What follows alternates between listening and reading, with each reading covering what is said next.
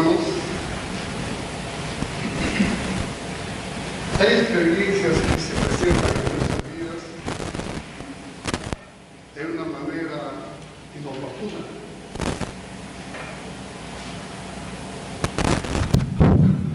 Hay experiencias en nuestra vida que digo que se presentan de una manera inoportuna y muchas veces todo lo que tenemos planeado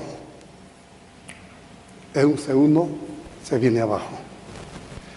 Digo esto porque el 31 de diciembre nosotros esperábamos con gran amor despedir el año, hasta que mi señora recibe esta noticia de mi cuñado.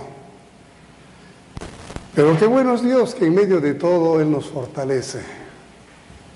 A veces vemos el desafío demasiado grande, el dolor, el problema súper grande.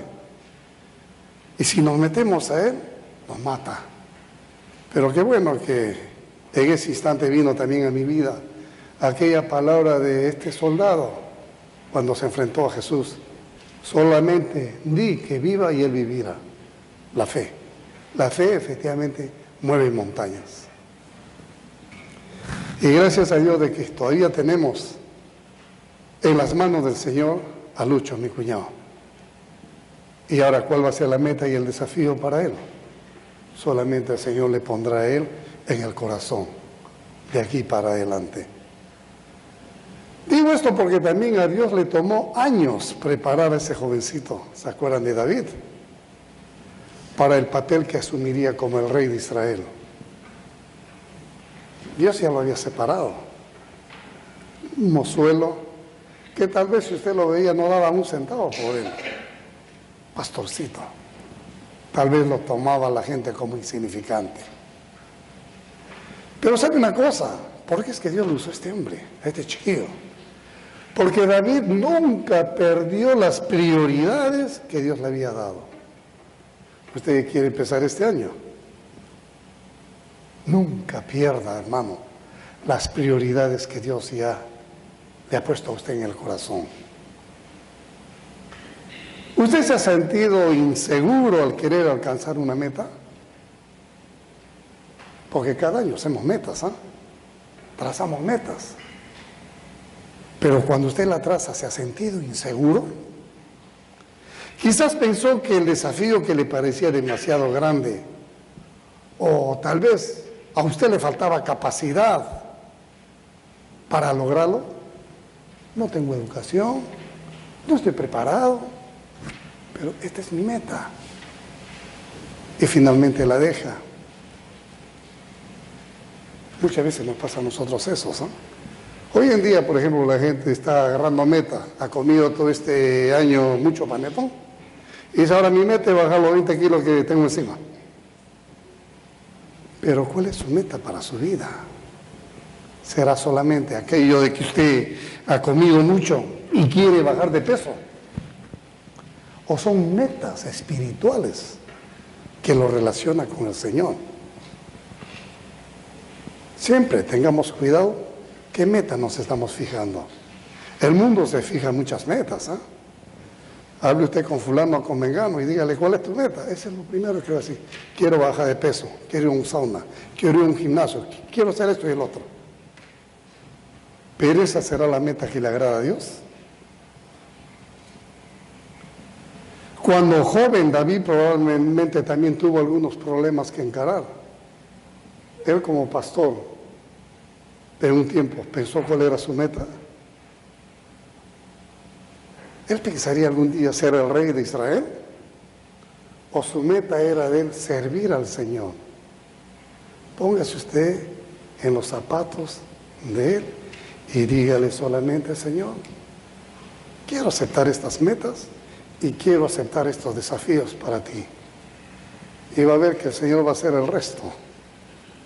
El resto. Solamente usted póngaselo en su corazón para la gloria de Dios. No para nuestra propia gloria, no para la gloria de Él. ¿Hace tiempo que usted disfruta de las metas y los desafíos que el Señor le ha dado? Digo esto porque la porción que se ha leído, la porción es grande. En primera de Samuel 17. Y es interesante que esta historia presenta un acontecimiento cuando David entró al campo de batalla. Recuerdan ustedes, la historia está de más que se la cuente, ¿no? Para enfrentarse a ese veterano guerrero, Goliat, un tipazo, digamos. Y él, que era un pequeño niño, que con solamente verlo, tal vez el hombre se ufanaba. Dice la historia que cuando le pusieron aquel uniforme de guerra, no le quedaba, todo le bailaba.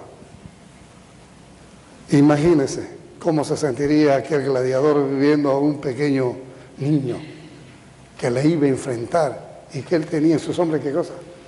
Un desafío, tenía una meta. ¿Cuál era la meta? Bíblicamente, destruir al enemigo de Dios.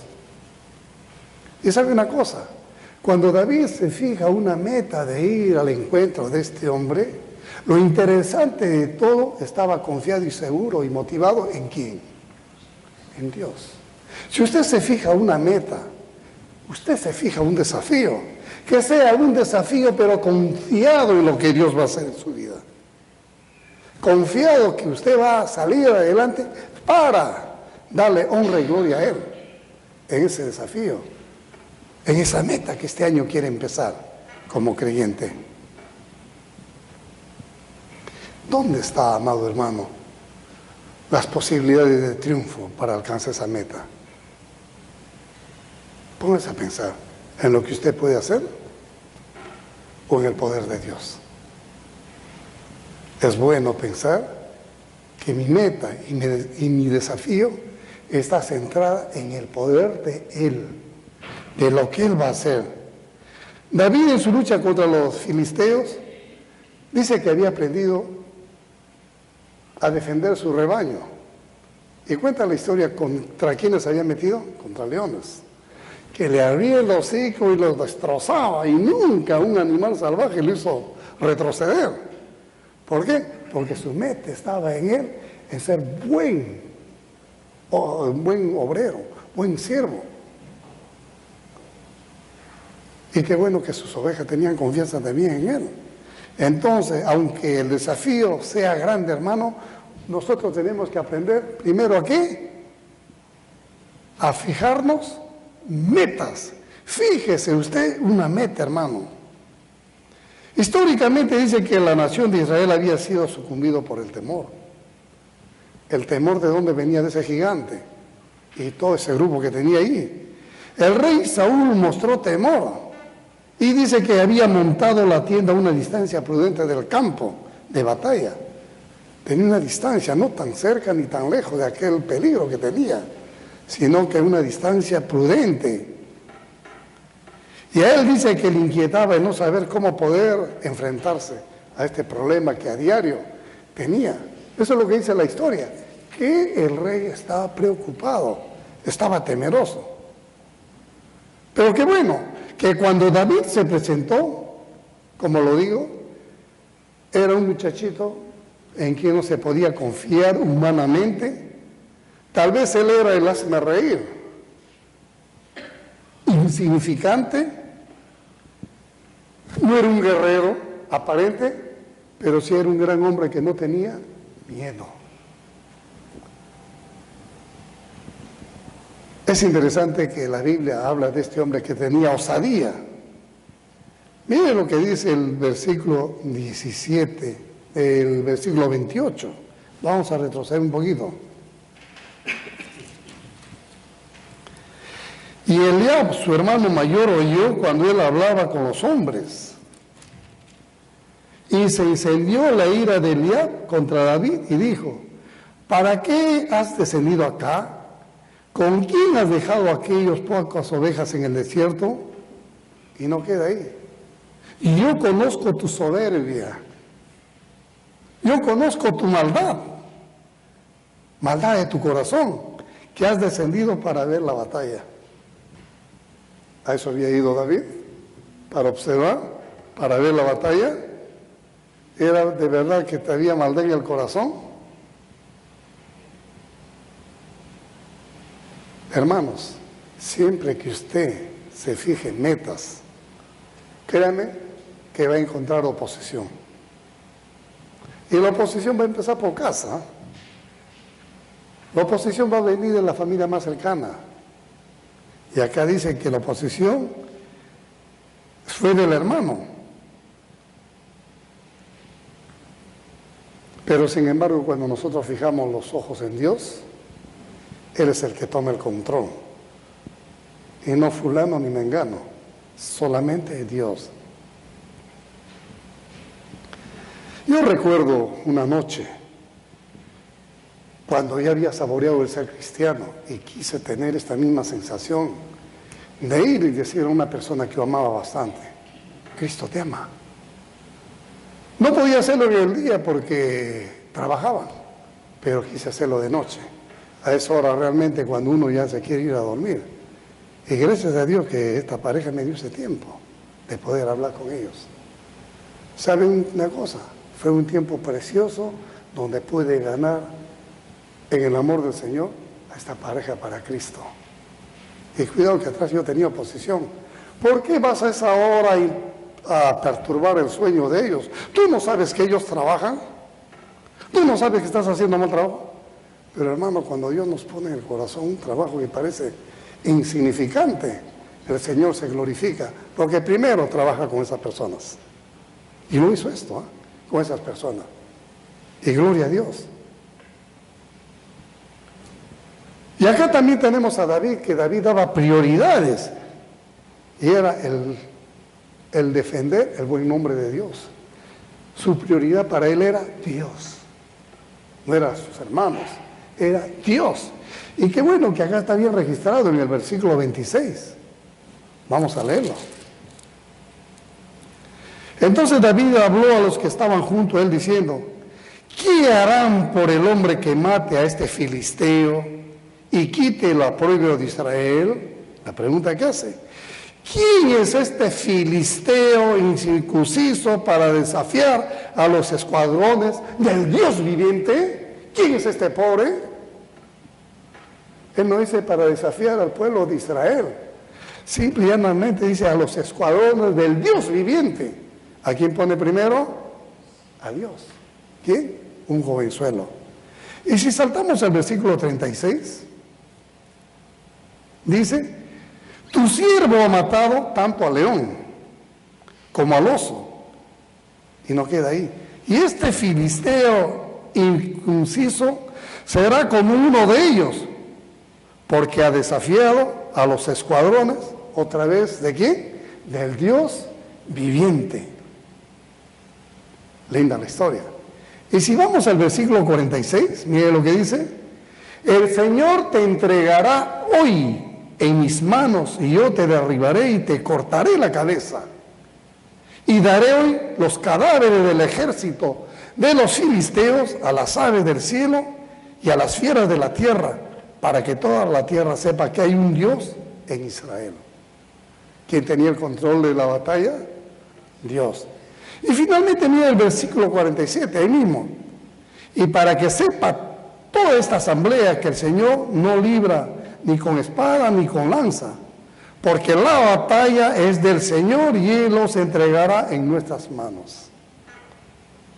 Cuando usted se fije una meta y un desafío, recuerde que lo hace para la gloria del Dios viviente. ¿Vale la pena, amados? Seguro que sí. Entonces nosotros, siempre que hagamos una meta, recuerde al empezar este año, hágalo bajo los parámetros bíblicos y verá que va a triunfar, va a salir adelante, siempre y cuando estén los parámetros de Dios. Él nos va a asegurar la victoria. Entonces es bueno pedir a Dios sabiduría de lo alto, ¿eh? Para poder fijarnos metas. David sabía que el Señor lo había ungido para ser rey de Israel, pero la posición y el estatus no eran su propósito. Él no quería ser solamente rey. Su amor estaba fundamentado en servir al Dios eterno. Porque si él hubiera sido solamente rey de Israel, qué bueno, gozo la buena vida como rey, pero no. Su propósito era eso, servir a Dios. No codició su puesto de poder, sino supo esperar que Dios le dé un momento oportuno al reino. Sin embargo, hermanos, ¿a ti te preocupa tener una bonita casa? ¿Te preocupa que la familia de tu entorno te acepten por lo que tienes? ¿Por lo que eres financieramente? ¿O por lo que eres espiritualmente ante la presencia del Dios vivo? ¿Qué es lo que te preocupa? ¿Las cosas externas que te rodean o las cosas internas que le dan gloria a Dios en tu vida? Nuestra preocupación entonces debe ser de honrar y servir siempre a Dios. Hacer lo que hizo David. Y que este año que empecemos, hermano, esa sea nuestra primera meta. Honrar con nuestras actitudes. Servir con nuestro testimonio. ¿Para qué? Para que Dios sea glorificado. Esa debe ser la meta de la iglesia viva, que ama y sigue al Dios viviente y no seguimos a un Dios muerto. Esa es la diferencia de aquel que es hijo de Dios comprado con sangre. Segundo, conozca el plan y la voluntad de Dios. Para fijar metas y triunfar en esa meta tenemos que conocer la voluntad de Dios. Amados hermanos, ¿por qué digo esto? Los planes de Dios no siempre nos dan satisfacción personal. Empezando por ese lado. Es que yo quería esto y el Señor hizo otro. Efectivamente, no nos va a dar satisfacción personal, pero sí produce una madurez necesaria en nuestras vidas.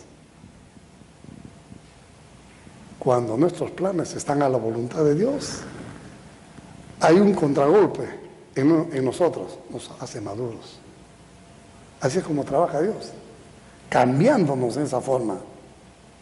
Efesios 3:20 dice, y lo mire hermoso, y aquel que es poderoso para hacer todo mucho más, abundantemente de lo que pedimos o entendemos, según el poder que obra en nosotros. ¿Quién es poderoso para hacer más? Y lo decíamos en la escuela dominical hoy día. Aquel que es poderoso, Cristo, en nosotros y con nosotros, trabajando a partir de ahora para adelante en la voluntad de Dios. Créanme que va a hacer grandes cosas en tu vida. Lo va a hacer porque te ama, porque eres instrumento precioso, comprado para Él, con esa sangre derramada. Entonces, hermano, para trazar meta debe considerar varias cosas. Uno, una idea clara de que usted desea lograr. Ahí lo habíamos puesto. David sabía lo que él quería. ¿Qué es lo que quería David? Destruir al enemigo, ¿verdad? Esa era la idea clara que él tenía, destruir al enemigo. Si usted permite, hermano, entonces que el temor y los pensamientos de incompetencia invadan su corazón, ¿cree usted que va a lograr metas? No va a lograr nunca si usted pone ahí el temor, los pensamientos, no, de repente las cosas me salen mal, y si me salen mal, y si me sale mal. No, hermano, fíjese las metas, pero bajo principios bíblicos y teniéndolo al Señor a su lado. Y es la única manera como usted va a poder salir adelante. Y eso es lo que hizo David. Segundo, tiene que tener dentro de su meta que tiene al lado a un Dios soberano que lo ama. Y también lo dijimos en la escuela dominical. Cuando haga mis metas entonces y acepte estos desafíos, Señor, tú estás conmigo, tú eres soberano para todo. Tiene que ser, porque Dios es incondicional y avivará esa esperanza dentro de su corazón. En vez de sentir que no puede hacer algo, usted empieza a decir como Pablo, todo lo puedo en Cristo que me fortalece. Que esa sea su meta. Agárrese de la porción bíblica y dígalo como el apóstol Pablo, todo lo puedo en Cristo que me fortalece. Aun cuando quiera tirar la toalla, aun cuando tenga temor, aun cuando se sienta débil, usted está poderosamente fortalecido en el poder de Cristo, cuando Cristo vive en usted y usted es de Cristo. Recuerde que David pertenecía a aquel Dios que lo había llamado para que sea su siervo. Por otro lado, tenga un deseo ardiente. Ahí lo habíamos puesto. ¿Ya? Debe tener un deseo ardiente, hermano, y sobre todo mantener una fe en ese Dios soberano. Siempre tenemos que tener esos principios. Muchas veces me sorprende escuchar a una persona hablar de sus capacidades, de sus títulos, de sus logros, pero lamentablemente en estos países como en los nuestros, ¿de qué sirve tener muchas veces una posición alta cuando la empresa la cierran? Y a la larga no somos nada.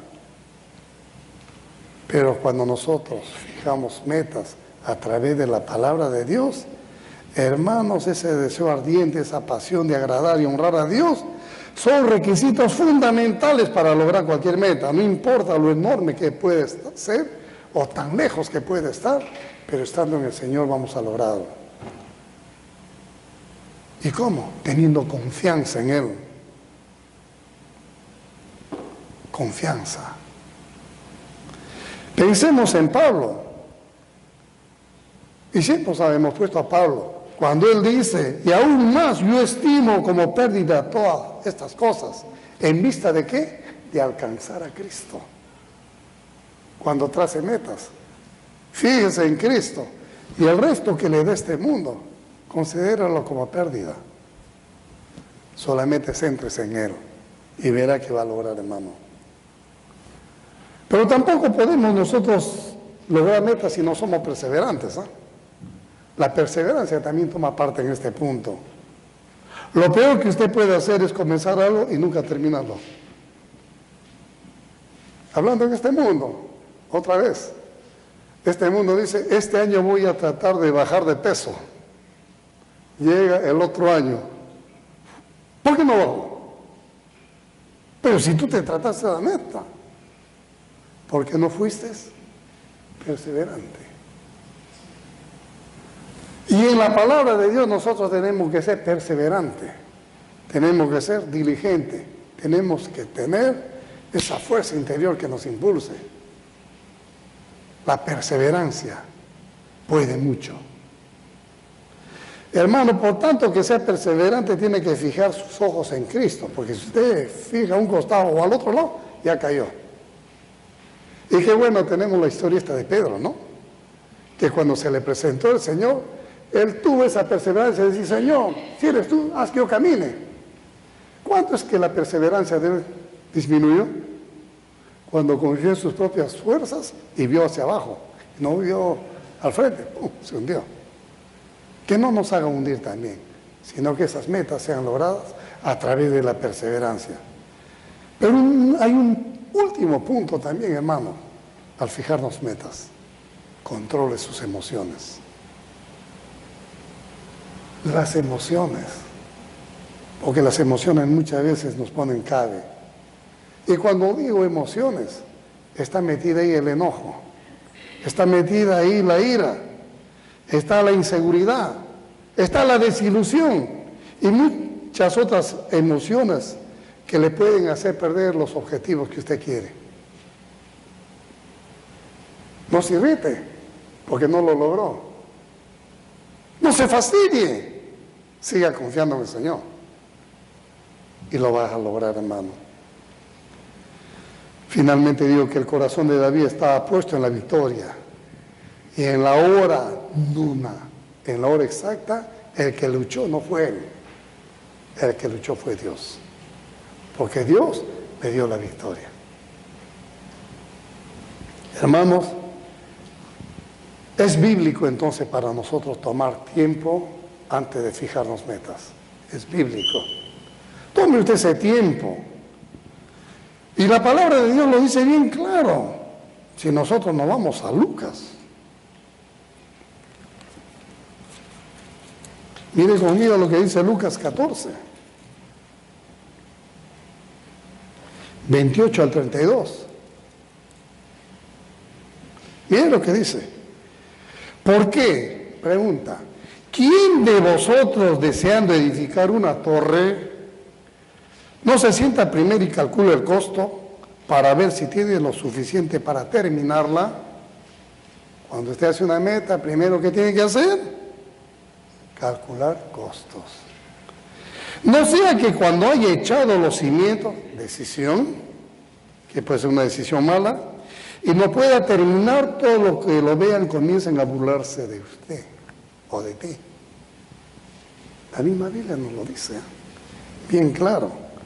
Pero cuando lo haga, que su evaluación, dice, sea de acuerdo a los deseos, sea de acuerdo a las normas y al deseo de Dios, aun cuando sea limitado lo que usted hace, sea de acuerdo al parámetro de Dios, y Él lo va a terminar.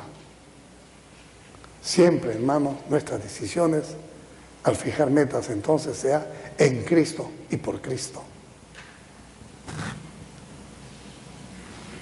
Gracias a Dios que Él ve todo el panorama. Ya nosotros estamos haciendo tal vez en este momento metas para el año que vamos a empezar. Llévelo en oración. A la hora de dormir, Señor, este es mi plan, esta es mi meta. La pongo en oración para que tú lo hagas y traiga honra y gloria. Que el Señor, hermanos, entonces bendiga su palabra y que a través de lo que hemos visto con este jovencito de enfrentar un tremendo problema, porque su meta era darle honra y gloria a ese Dios, Dios lo aceptó y Dios luchó y Dios peleó.